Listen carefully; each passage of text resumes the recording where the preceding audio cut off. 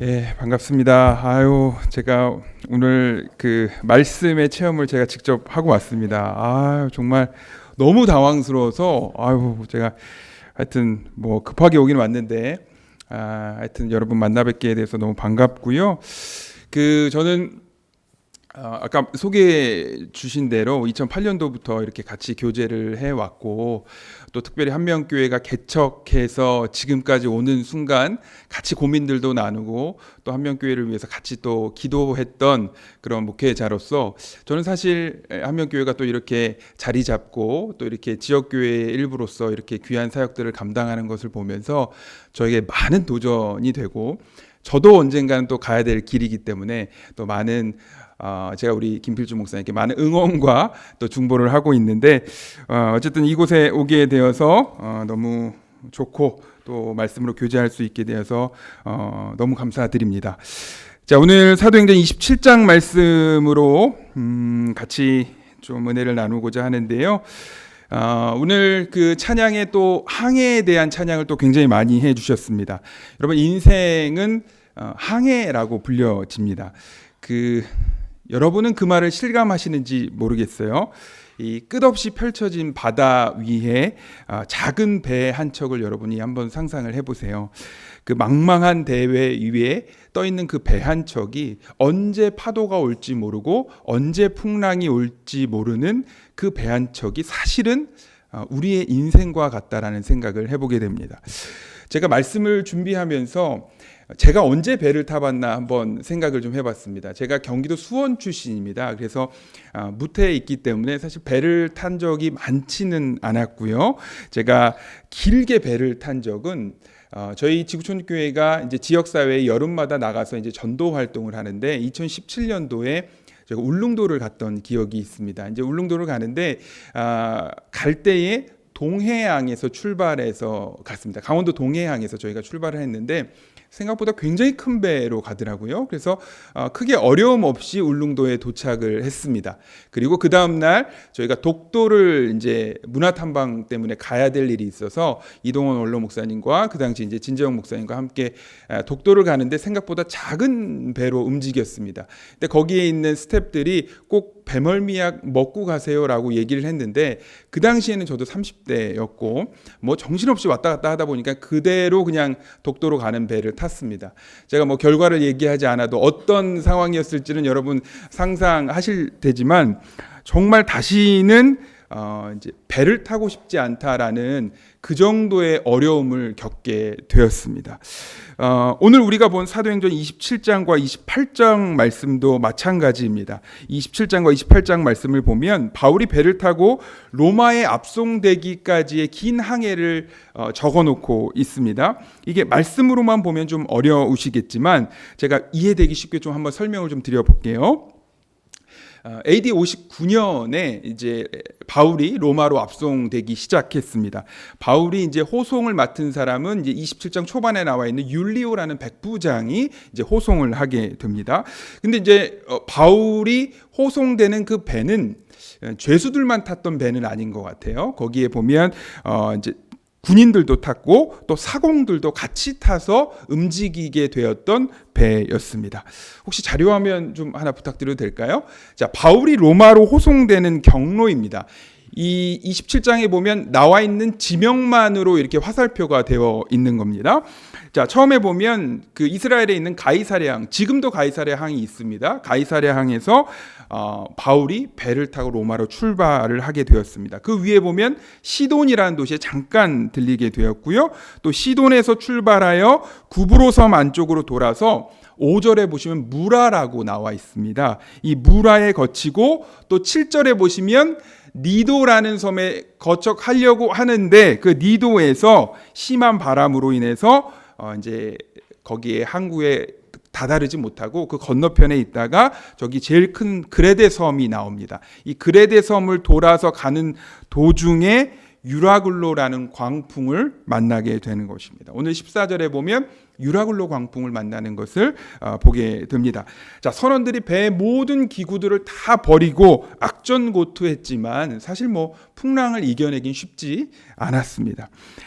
여러분 혹시 성경 보면서 그런 거 궁금하세요? 저는 유라굴로라는 광풍이 이게 성경에 나와 있는 광풍이다 보니까 어느 정도의 세기가 되는 건가? 우리나라에 오는 예전에 우리나라에 왔던 매미 정도 되는 태풍인가라는 생각을 좀 해보게 돼서 제가 여러 가지 서치를 좀 해보았습니다. 그런데 지중해에 발생하는 가장 강력한 북동풍의 바람이라고 하더라고요.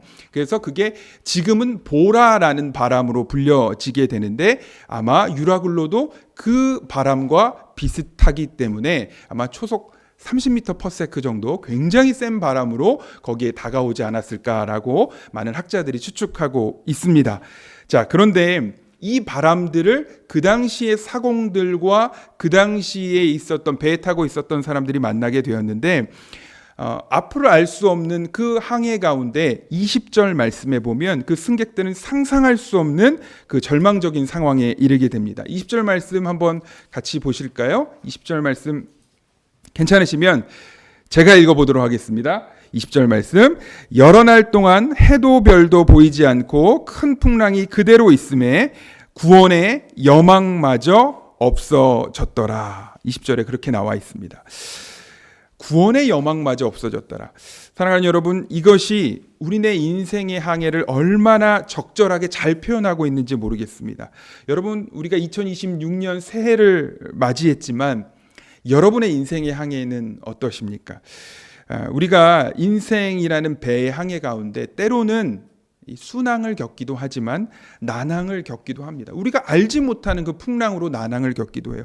때로는 우리의 인생이 굉장히 속도를 내기도 하지만 언젠가는 광풍에 휩쓸려서 인생을 포기하고 싶을 만큼 절망적인 상황이 여러분의 삶 가운데 다 있을 거라 저는 생각을 합니다. 그런데 놀라운 사실이 있어요. 오늘 말씀에 보면 바울이라는 사람이 이 풍랑 속에서 정말 큰 평안을 누리면서 이 배에 타고 있는 많은 사람들에게 안심시키고 있는 모습들을 우리는 볼 수가 있습니다.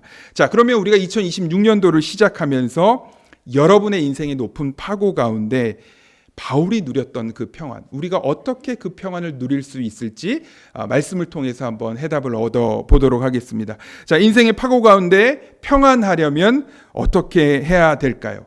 첫 번째로는 생명의 주관자와 연결되어 있어야 합니다. 첫 번째로는 생명의 주관자와 연결되어 있어야 된다. 무슨 얘기인지 23절 말씀 23절 말씀 앞에 나와 있죠. 같이 한번 읽어보도록 하겠습니다. 같이 읽겠습니다. 시작.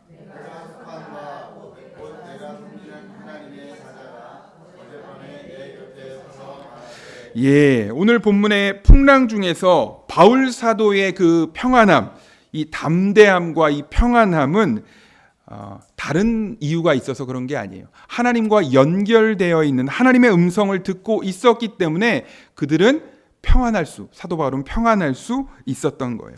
여러분, 우리가 생각을 해보면 우리가 멀리 떨어져 있어도 우리가 전화 통화를 할 때 우리가 기지국을 통해서 그 사람의 음성을 들을 수 있다라는 것은 연결되어 있다라는 것 아니겠습니까? 저는 마찬가지라고 생각해요. 23절에 보면 하나님의 사자가 이 풍랑 중에 바울 곁으로 다가온 것으로 볼 수가 있습니다. 이 풍랑 중에서도 바울이 끝까지 붙들고 있었던 것은 하나님과의 개인적이고도 생생한 교제가 그의 삶 가운데 있었다라는 거예요. 저는 그 말씀을 준비하면서 뉴스 하나를 좀 보게 됐습니다. 2021년 1월이었습니다. 아마 여러분 코로나가 한창이어서 아마 잘 모르실 텐데 그 당시 중국의 산둥성이라는 곳에서 일어났던 일이에요. 뭐냐면 산둥성 안에 금광을 캐는 그 금광이 있었는데 그곳에 많은 광부들이 금을 캐고 있었다라고 합니다. 그런데 지하 580여 미터 거기서 이 폭발 사고가 일어나서 많은 광부들이 거기에 매몰되어 있었습니다. 여러분, 제가 요즘 저도 이제 러닝을 하고 있지만 이 100m를 직선으로 달리더라도 굉장히 긴 거리인데 여러분 지하로 600m 가까이 그 모든 것이 박혀 있다라고 한다면 사실 구원의 여망이 그들이 있었을까요? 사실 뉴스를 들여다보면 많은 사람들이 거기서 죽기도 했다라고 합니다. 그런데 수색 작업을 하던 며칠 후에 수직으로 이제 관을 뚫어서 이제 사람들이 생존했는지 막 찾아봤다라고 해요. 그런데 그곳에 어느 지점에 11명의 광부들이 매몰되어서 살아있다라는 것을 알게 되었습니다. 그러니까 여기 갇혀있던 광부들이 위쪽 구조대와 연결되어서 이 관을 통해서 손전등과 약품들을 받았다라고 해요. 그리고 밑에 있던 사람들은 손편지를 써서 난 꼭 살고 싶습니다라는 그런 손편지를 써서 위에 관을 통해서 올려 보냈습니다. 여러분 결국 그들이 어떻게 됐을까요? 2주 만에 그 모든 사람들이 구조될 수 있었다라고 합니다. 근데 가장 중요한 건 뭐냐면 그들의 인터뷰를 통해서 관을 통해서 한 남자가 관을 통해서 구조의 손길이 계속 오고 있다라는 것, 내가 위에 있는 사람들과 연결되어 있다라고 했을 때 그의 상황은 어땠어요? 앞이 보이지 않고 대소변도 어떻게 제대로 해결할 수 없는 악조건 가운데서도 내가 위쪽과 연결되어 있다라는 그 사실 하나만이 그는 희망을 가질 수 있었다. 살 수 있는 희망을 가질 수 있게 되었다라는 인터뷰를 하게 되었습니다. 자, 그러면 우리가 하나님과의 연결, 우리의 폭풍 가운데, 여러분의 인생의 폭풍 가운데 우리가 연결될 게 뭐가 있습니까? 하나님과의 연결? 기도라는 게 있죠. 우리는 기도해야 되는 거예요. 여러분 만약 우리가 기도가 상실되고 그 폭풍우를 넘어간다라는 것은 사실 가능하지 않습니다. 그러면 내가 주위의 환경을 바라보는 것이 아니라 하나님과 연결된 기도만 할 수 있다라면 사실 환경이 중요한 것이 아닙니다. 우리는 그 환경을 이겨낼 수 있다라는 거예요. 자, 다른 관점에서 제가 한번 말씀을 좀 드려볼게요. 자, 오늘 바울 사도는 분명히 하나님과 연결되어 있었습니다. 그리고 그는 분명히 하나님을 믿는 사람이었어요. 자, 그 과정을 한번 보시죠. 사도 바울에게만 광풍이 오지 않고 다른 사람에게만 왔습니까? 그러니까 하나님을 믿는 사람에게는 광풍이 오지 않습니까? 그렇지 않다라는 거예요. 동일하게 하나님을 믿는 사람이든 하나님을 믿지 않는 사람이든 광풍은 동일하게 다가왔습니다. 모든 환경이 동일합니다. 그런데 그 광풍 가운데 그 어려움 속에서 태도만큼, 사도 바울의 태도만큼은 전혀 달랐다라는 거예요. 왜요? 그는 하나님과 연결되어 있었기 때문에 그렇다라는 거예요. 바로 우리의 삶 가운데 하나님과 연결된 통로가 있다라고 한다면 제가 방금 말씀드렸던 그 중국의 광부들처럼 사고는 있을 수 있죠. 우리의 삶 가운데 광풍이 올 수 있죠. 당연하죠. 그렇지만 하나님과의 기도의 통로를 통해서 우리 삶 가운데 소망을 가질 수 있다라는 것입니다. 사랑하는 한명교회 성도 여러분, 믿음이 있는 자의 삶도 똑같아요. 우리의 환경이 바뀌는 것이 아닙니다. 예수 안 믿는 사람에게만 고통과 환난이 찾아오고 예수 믿는 사람에게는 우리에게는 항상 기적이 찾아야 되나요? 아니요. 그렇지 않아요. 우리가 예수님을 열심히 믿어도 우리 삶 가운데 병 걸릴 수 있습니다. 아플 수 있습니다. 그리고 예수 열심히 믿어도 사고 날 수 있습니다. 예수를 믿나 안 믿나 우리의 삶 가운데 풍랑이 오는 것은 동일합니다. 다만 우리는 그들과 한 가지가 다릅니다. 하나님과 연결되어 있다는 것. 그게 너무 중요한 거예요. 하나님과 연결되어 있는 사람에게는 하나님이 우리의 삶 가운데 주시는 소망과 위로가 있다는 거예요. 그리고 오늘 바울을 통하여서 많은 믿지 않는 자들에게 그들에게 평안을 전했던 것처럼 나를 통하여서 많은 사람들에게 위로를 전할 수 있다라는 거예요. 2026년 혹여 우리 사랑하는 한명교회 성도 여러분 삶 가운데 혹여 풍랑이 다가오고 계십니까?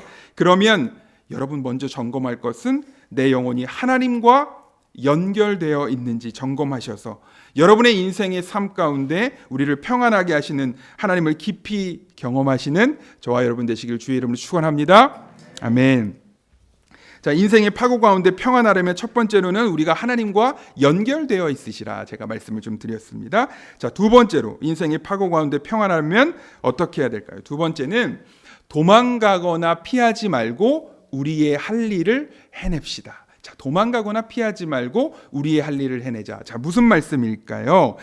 오늘 읽지는 않았지만 조금 긴 구절이 될 것 같아요. 30절부터 32절까지 앞에 저 화면에 나와 있습니다. 자, 괜찮으시면 한 목소리로 같이 한번 읽어보도록 하겠습니다. 같이 읽겠습니다. 시작.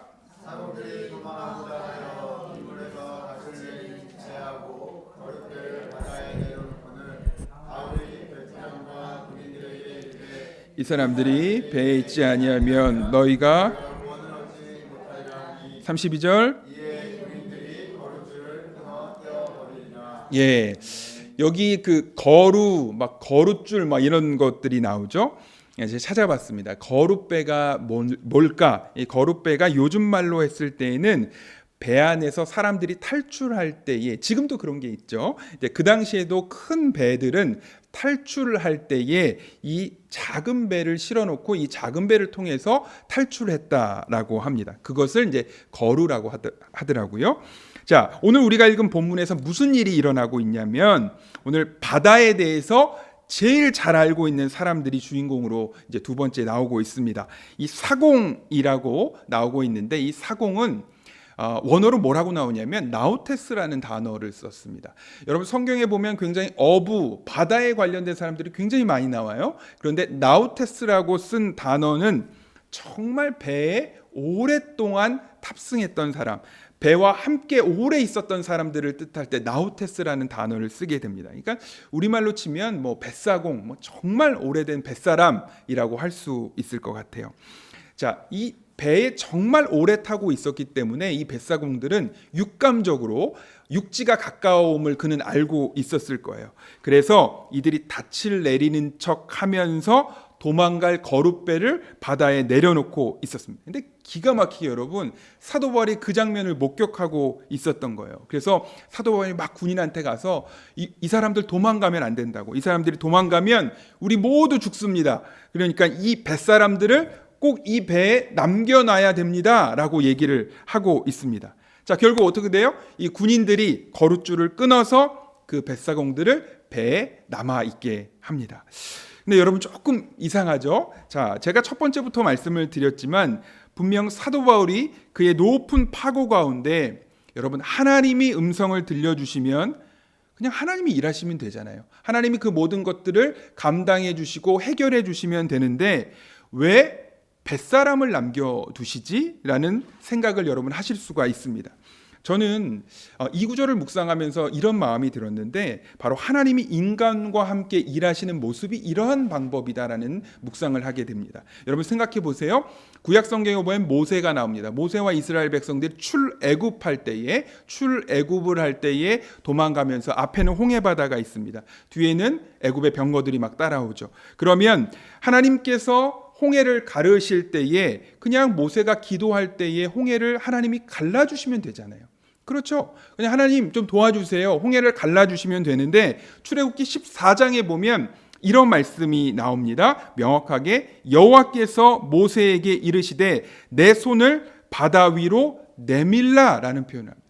네 손을 바다 위에 내밀어라 라는 표현이 나와요. 자, 모세가 바다 위로 손을 내밀매 그 바다가 마른 땅이 되었고, 다시 그 모세가 다시 한번 손을 내밀며 기도할 때에 마른 땅이 물이 되어서 바다가 되어서 다시 흐르게 되었습니다. 하나님은 분명히 모세의 일함을 통하여서 기적을 일으키시는 것을 우리는 성경을 통해서 볼 수가 있죠. 또 하나 있어요. 여러분 신약에 보면 실로암 모세의 소경이 나옵니다. 자, 예수님이 그 소경에다가 눈에 진흙을 바르게 하시고 너 실로암 모세 가서 이 눈을 씻어라, 진흙을 씻어내라, 그런즉 나으리라라고 얘기를 하셨어요. 자, 그러면 그 소경이 실로암 목까지 찾아가는 그 길이 쉬웠을까요? 전 전혀 쉽지 않았을 거라고 저는 상상을 해보게 됩니다. 그런데 소경은 그 말에 순종하고 열심을 내어서 실로암을 찾아갔습니다. 그리고 거기서 눈을 씻어냈을 때에 하나님이 보여주시는 기적을 우리는 맛볼 수가 있었습니다. 그 소경은. 자, 그러면 예수님이 말씀으로 그 소경의 눈을 뜨지 못하게 하셨을까요? 아니요. 예수님은 분명히 하실 수 있었습니다. 그럼에도 불구하고 그 소경이 실로암 못에 가는 노력을 했을 때에 실로암 못에 가서 눈을 씻는 그 순간 그의 눈이 떠지게 된 거예요. 여러분 이게 무엇일까요? 우리가 고난당할 때, 여러분 삶 가운데 고난당할 때에 기도합니다. 하나님 좀 도와주세요. 여러분이 어려움 상황 가운데 있을 때 하나님 나 좀 도와달라고 부르짖습니다. 분명 하나님은 여러분의 삶 가운데 어려움과 우리의 광풍을 없애주실 수 있는 분이에요. 분명히 그러신 분입니다. 그러나 하나님께서는 우리와 함께 그 광풍을 이겨내길 원하세요. 여러분의 일함과 함께 같이 이겨내길 원하신다라는 거예요. 우리 그리스도인들의 신앙 가운데 어려운 일이 올 때에 아무것도 안 하면서 그냥 그 자리에서 하나님께 모든 걸 해결해 달라고 그냥 맡겨버리는 신앙인이 있습니다. 물론 저는 상황에 따라 다 다를 수 있겠지만 저는 대체적으로 이러한 모습들은 하나님이 원하시는 신앙의 모습이 아니라고 생각합니다. 제가 저의 얘기를 좀 드리면, 우리 김필준 목사님도 잘 알고 계시지만 제가 오래전부터 그 지구촌 교회에서 사역을 하면서 어린 나이부터 사역을 좀 하면서 이제 뭐 대형 교회 오래 있다 보니까 여러 가지의 스트레스들이 많이 쌓이다 보다 보니까 2015년도 16년도를 지나가면서 불면증이 찾아왔습니다. 불면증, 그리고 그게 더 지나가다 보니까 공황장애가 찾아오게 되고요. 거기에 더 지나가니까 우울감이 저에게 찾아오게 됩니다. 제가 그 당시가 이제 30세 중반 정도 됐으니까 전 우울이라는 것은 전혀 모르고 살았던 사람입니다. 항상 기쁘게 살았고 항상 뭐 희덕대면서 살았던 사람이기 때문에 그런 감정이 나에게 왔을 때에 그걸 감당하지를 못하겠더라고요. 그리고 잠을 자지 못하니까 사람이 완전 돌아버리겠더라고요. 근데 그때 이제 우리 교회에 계신 목사님께 제가 전화를 좀 한번 들었습니다. 우리 교회에서도, 직촌 교회 내에서도 불면으로 고생하셨던 목사님이 좀 계세요. 뭐 각자의 자리에서 너무 스트레스를 많이 받다 보니까 또 불면으로 고생하신 분이 계셔서 제가 전화를 드렸습니다. 그래서 목사님, 제가 너무 힘든데 어떻게 하면 좋겠습니까? 라고 제가 목사님께 여쭤보니 그 목사님이 전도사였어요. 그 당시에는 조전도사 잘 들어. 당신 지금 병원 가고 있나? 물어보시더라고요. 그래서 예, 가고 있습니다. 하니까 그러면 그 선생님의 말씀을 예수님의 말씀이라고 생각하고 정말 그 말씀 그대로 따라 해봐. 그리고 그 선생님이 운동하라고 할 때 운동하고 약 먹으라고 할 때 약 먹고 그리고 같이 기도하자. 죽을 만큼 같이 한번 기도해 보자 라고 얘기를 해주셨어요. 저는 그 말씀이 너무 은혜가 돼서 그 당시부터 그대로 하기 시작했습니다. 제가 그때까지만 해도 무지해서 뭐 혹시나 여러분 그러신 분들이 계신지 모르겠어요. 이 정신과에서 처방해 주는 그런 약들을 먹고 싶지가 않았어요. 제 마음 가운데 그 당시만 해도. 그래서 막 한약 같은 거 먹고 막 이상한 거 먹고 막 그러다 보니까 몸이 더 악화가 되는 거죠. 그래서 제가 그 목사님 말씀을 듣고 아침, 점심, 저녁 그 약을 계속 먹고 그리고 중간중간 언제 운동하라고 할 때 열심히 좀 운동하고 그리고 정말 죽을 만큼 같이 기도를 했습니다. 근데 놀랍게도 단기간에 굉장히 많이 저에게 회복이 되었습니다. 지금 뭐 많이 회복되어서 괜찮고, 저는 근데 이런 간증을 얘기할 때 항상 마무리에 얘기하는 것은 이 모든 회복해 하신 이 이적이 의사가 낫게 한 걸까요? 저는 그렇지 않습니다. 분명히 하나님이 그 의사를 통해서 저를 회복해 하는 그 이적이었다라고 항상 저는 간증하고 있습니다. 여러분의 삶 가운데 육신의 어려움이 오면 기도해야죠. 그리고 이 땅 가운데 내가 병원에 가야 될 일이 있다면 병원에 가서 병원을 통해서 치료받을 수 있어야 합니다. 그리고 경제적 어려움이 찾아올 수 있죠. 우리 삶 가운데 경제적 어려움이 찾아오면 하나님 나 좀 도와달라고, 하나님 우리 가정을 불쌍히 여겨달라고 기도하시면서 여러분에게 맡겨진 일들을 죽을 만큼 숨이 막히도록 감당하실 수 있어야 됩니다. 기도하면서 여러분의 맡겨진 일들도 감당하실 수 있어야 된다는 거예요.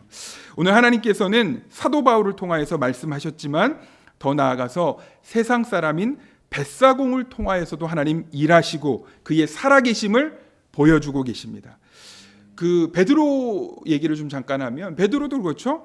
밤이 맞도록 그렇게 수고를 했지만 소득이 없었습니다. 그래서 예수님께서 베드로에게 얘기하시죠. 너가 깊은 곳에 가서 그물을 던져라. 너의 수고를 보여라. 밤이 맞도록 얼마나 피곤하겠습니다. 그런데 깊은 곳에 가서 수고를 했을 때에 하나님께서 그에게 주셨던 그 많은 이적들을 우리는 볼 수가 있습니다. 오늘 하나님 앞에서 여러분이 해야 될 일이 무엇입니까? 내가 성도로서 하나님 앞에 해야 될 것이 무엇입니까? 혹여 나의 삶 가운데 기도라는 핑계로 주님께 모든 것을 미루는 혹여 내가 게으른 신앙인은 아니십니까? 하나님 분명히 사람을 통해서 일하십니다. 하나님은 성도님들 한 분 한 분을 통해서 하나님 분명히 일하십니다. 그리고 오늘 나를 통하여서 일하실 그 하나님을 기억하면서 오늘도 여러분에게 맡겨진 일들을 최선을 다해서 여러분이 감당할 때에 기적을 보이시는 그 하나님을 믿으시기를 주의 이름으로 축원합니다. 아멘. 자, 마지막입니다. 인생의 파고 가운데 우리의 삶이 평안하려면 어떻게 해야 될까요? 세 번째로는 생명의 주관자를 믿고 신뢰해야 됩니다. 생명의 주관자를 믿고 신뢰해야 된다. 자, 무슨 얘기인지 25절 말씀, 25절 말씀만 한번 저 밑에 나와 있으니 같이 한번 읽어볼까요? 시작. 그러므로 여러분이여 안심하라. 나는 내게 말씀하신 그대로 되리라고 하나님을 믿노라. 아멘. 여러분, 우리의 생명의 주관자이신 하나님과 우리가 연결이 되어 있어요. 그리고 우리가 기도를 통해서 그 하나님의 음성을 듣게 되었을 때에 많이 들리죠. 주님의 음성을 우리가 믿지 못하면 무슨 소용이 있겠어요? 제가 한 예를 들어볼게요. 여러분, 우리가 현대를 살아가고 있는 우리에게 참 많은 말씀들이 쏟아집니다. 제가 항상 그 주일날은 새벽 5시에 일어나서 준비해서 나와야지 이제 1부 예배부터 이제 안내와 이제 사역들을 시작할 수 있어요. 제가 오늘 처음 저희 부모님 집이 세종시에 있다 보니까 제가 오늘 처음으로 제가 주일날 한 10몇 년 만에 제가 늦잠을 자고 일어나서 TV를 키니까 CTS, CBS, 구TV를 보니까 정말 기라성 같은 목사님들의 설교가 나오고 있더라고요.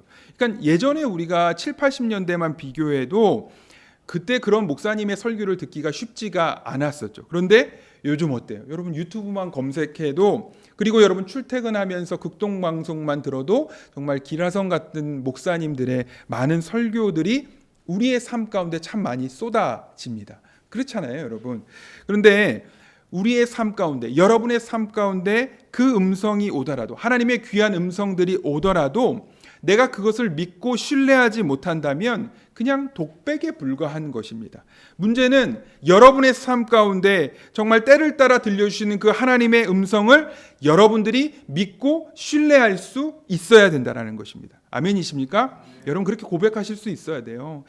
오늘 본문은 뭐냐면 거세게 몰아치는 풍랑 속에서도 사도 바울이 승객을 향해서 선포하고 외치고 있는 거예요.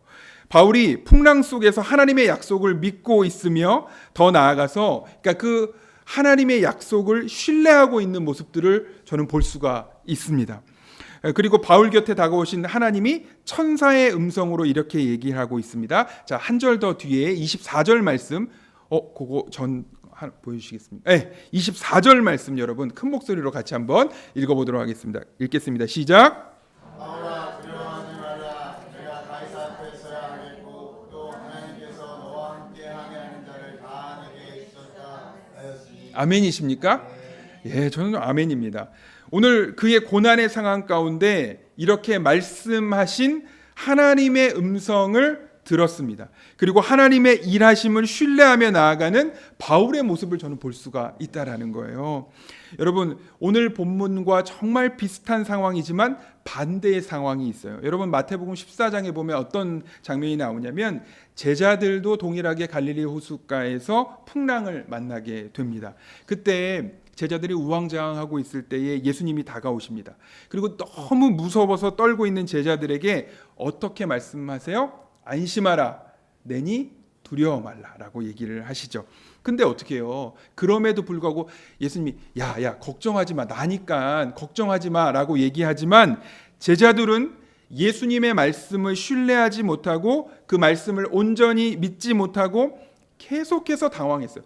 예수님이 옆에 와서 음성을 들려주심에도 그는 당황하고 예수님을 온전히 바라보지 못했어요. 그러니 예수님이 한 번 더 말씀하십니다. 믿음이 적은 자들이여 왜 의심하느냐라고 얘기를 합니다. 너무 안타까워하시죠. 여러분 같은 하나님을 믿고 상황은 동일합니다. 그렇죠? 배 안에서 풍랑을 만난 상황. 그런데 결과는 다릅니다. 한 사람은 그분의 음성을 신뢰했던 사람이었고 한 무리들은 하나님의 음성, 예수님의 음성을 신뢰하지 못했다라는 겁니다. 자, 그런데 저는 오늘 본문에 우리가 다 읽지는 않았지만 사도 바울이 하나님이 생명의 주관자임을 믿고 신뢰하는 정말 절정의 장면, 사도 바울이 정말 그 크라이막스의 장면을 저는 34절과 35절 말씀에서 좀 볼 수 있을 것 같아요. 너무 귀한 말씀인데요. 34절과 35절 같이 한번 읽어보도록 하겠습니다. 시작.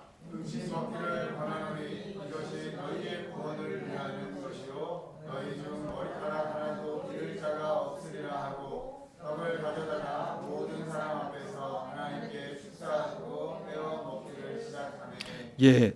제가 그 말씀을 요 장면을 전하면서 제가 머릿속에 이 장면들을 더 생생하게 좀 넣기를 원했어요. 요즘에 그 넷플릭스에 보면 그 성경의 스토리들, 뭐 요한복음 4장, 뭐 그 사마리아 여인이나 뭐 이런 것들을 굉장히 생생하게 뭐 4K 화면으로 잘 볼 수가 있는데 사도행전 내용은 좀 없더라고요. 그래서 유튜브에 이 장면을 제가 시각적으로 좀 보고 싶어서 막 찾아봤습니다. 그런데 굉장히 오래된 듯한데 이제 밑에 성경 구절이 나오면서 직관적으로 설명했던 진짜 한 80년대 90년대 만들었던 영상 같은 게 있습니다. 그런데 오늘 사도행전 27장과 28장의 그 항해 장면을 제가 그 영상으로 보니까 너무 말씀 전하는 데 도움이 됐습니다. 자, 영상에 보면 제가 영상을 틀어드릴 수는 없고 영상에 보니까 막 풍랑은 일어났습니다. 밤이었어요. 어둡고 비는 막 내리고 배가 막 미친 듯이 흔들리고 있습니다. 그리고 배 갑판에 사람들이 막 옹기종기 모여 앉아 있어요. 그리고 표정은 완전 절망한 사람. 이제 우리가 죽을 날이 얼마 남지 않았구나라는 그런 심정으로 사람들이 옹기종기 모여 앉아 있습니다. 그리고 생사의 갈림길에서 너무너무 힘들어하고 있는 거예요. 그런데 거기에 한 사람만 유독 설레이는 표정을 갖고 사람들에게 빵을 나눠주고 있는 사람이 있었습니다. 누구일까요? 사도 바울이 그렇게 떡을 나누고 있다고 제 35절에 나와 있죠. 거기서는 빵을 막 이렇게 설레이는 표정으로 막 웃으면서 나눠주고 있더라고요. 제가 거기서 너무 큰 인사이트를 얻었습니다. 그렇구나. 하나님의 말씀을 신뢰하는 사람은 풍랑 속에서도 잔치를 열 수 있고 마음껏 먹고 즐길 수가 있습니다. 왜요? 이 풍랑 이후에 하나님이 나의 삶 가운데 어떻게 일하실지 설레이는 거예요. 사도 바울의 그 설레이는 표정을 통해서 저는 그걸 얻게 됐어요. 하나님의 말씀을 신뢰하는 사람은 이러한 마음으로 설레이는 표정으로 이 풍랑을 겪어낼 수 있겠구나라는 것을 깨닫게 되었습니다. 사랑하는 우리 한명교회 성도 여러분, 혹여나 여러분 2026년 여러분의 삶 가운데 풍랑이 다가오고 계십니까? 목회자로서 제가 너무 상투적이고 그냥 뭐 모든 목회자가 하는 위로일 수 있겠지만 그럼에도 불구하고 여러분 낙심하지 마시고 좌절하지 마십시오. 문제는 우리의 삶에 다가오셔서 풍랑과 파도를 지으신 하나님이 여러분의 삶 가운데 분명히 오셔서 말씀하고 계신데 그분의 음성을 들을 마음의 준비가 내가 되어 있지 않은 거예요. 하나님 분명히 말씀하고 있는데 내 마음의 준비가 되어 있지 않습니다. 주 앞에 고뇌하며 주 앞에 모든 것을 아뢰며 주님의 음성을 들어야 될 그 기도의 줄이 혹시나 끊어져 있지는 않으십니까? 2026년 혹여나 올 한 해 끊어진 그 기도의 줄을 하나님과 다시 연결하는 여러분의 한 해가 되시길 주의 이름으로 축원합니다. 그래 남은 우리의 생에 거친 파도를 사도 바울처럼 하나님이 임하실 것을 기대하며 내가 참 이 땅을 살아가면서 참 어렵고 힘들 수 있겠지만 그럼에도 하나님이 나를 통해서 일하실 그것들을 기대하며 설레어하며 나아가는 하나님의 귀한 자녀들 되시기를 다시 한번 주의 이름으로 축원합니다. 기도하시겠습니다.